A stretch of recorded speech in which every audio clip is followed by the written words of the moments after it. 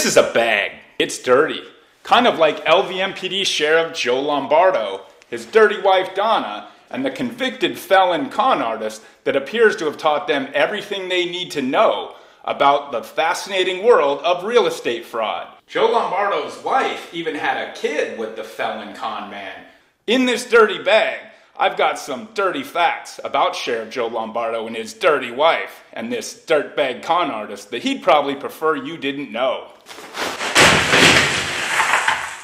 I bet you didn't even know that LVMPD Sheriff Joe Lombardo has a wife. Few people do, and I wouldn't have known either unless I was approached by journalist Lou Colagiovanni and his business associate Nephi Olive a couple weeks ago. Lou Colagiovanni is one of the journalists who helped expose and take down Congressman Anthony Weiner. And because of my documentary, What Happened in Vegas, and because of my experience in exposing high-level corruption in the LVMPD, Lou and Nephi thought I would be a good person to help expose this explosive information about Joe Lombardo, his wife, and con man William Gaylor, and their connection to each other.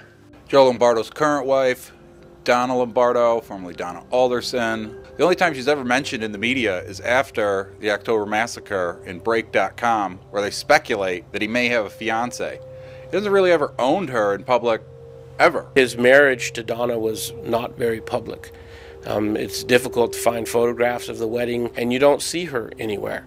She doesn't show up with him at events. Donna Lombardo is very big in real estate. She's a VP at a large real estate company. As we continue to dig further and further, a name continued to pop up, and that name's William Gaylor.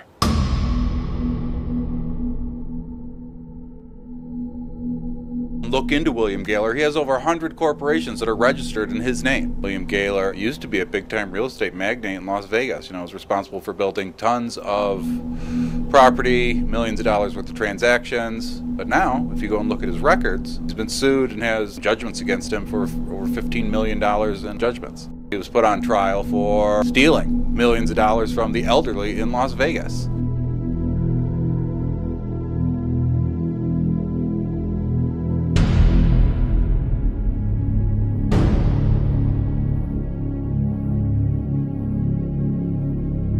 Look into William Gaylor. He has over 100 corporations that are registered in his name. But the registered agent is his now dead wife, Emil Bruschke, who was in her 30s, and she died during the trial. It's very curious that she died during the trial because she would be the individual that had the most information because she was named on every single one of these corporations.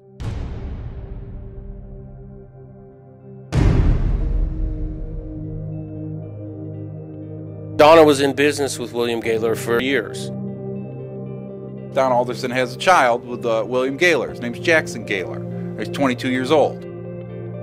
He's registered to vote in Clark County at Joe Lombardo's address.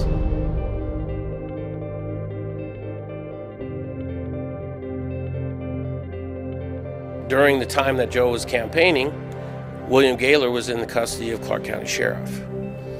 While he was in custody, William Gaylor's son, Jackson Gaylor, was living in the home of Joseph Lombardo.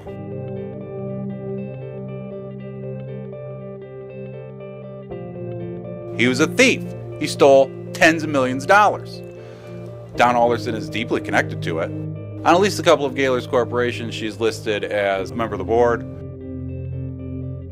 Donna Lombardo was in business with William Gaylor. They had a child together, and we believe that William Gaylor taught Donna everything she knows about how to use real estate to launder money.